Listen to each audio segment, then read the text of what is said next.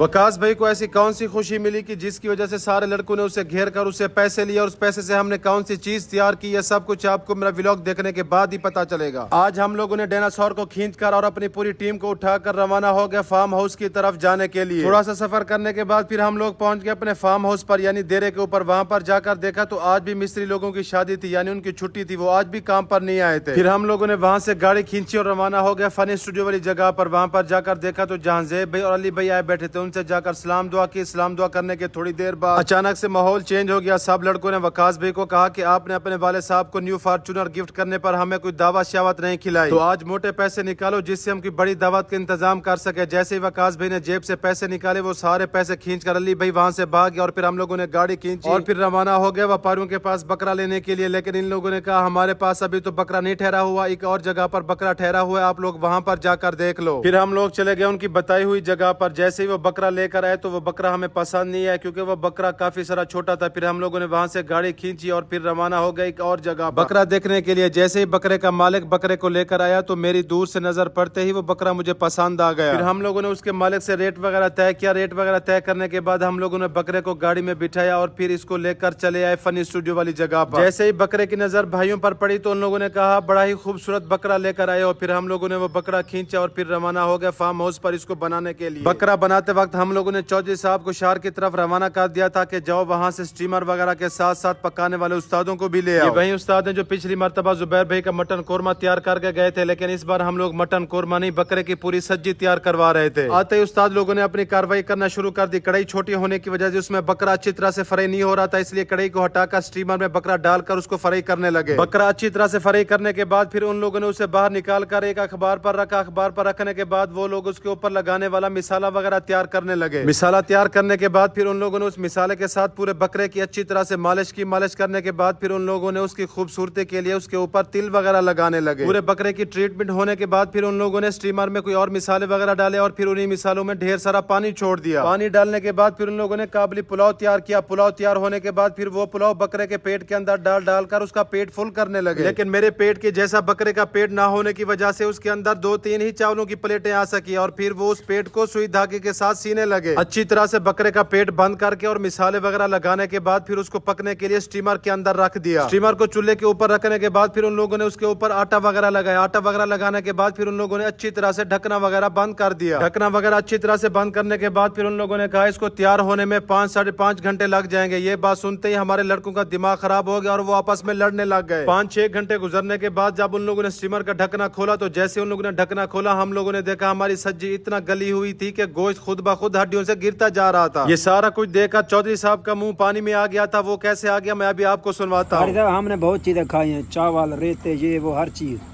लेकिन आज जो चीज देखी है ना बस मुंह में आ जाए एक दफा।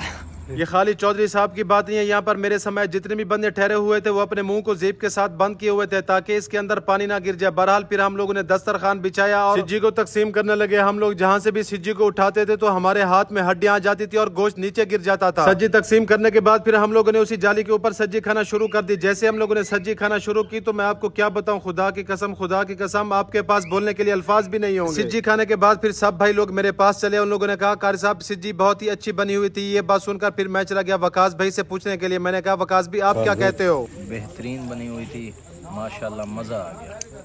जहांजेब भाई कारी साहब यकीन माने आपकी सारी जो मेहनत थी ना वो रंग लाई, कसम से इतनी कमाल थी। मैंने आपकी थी ना, हकीकत है कारी साहब आपकी मेहनत।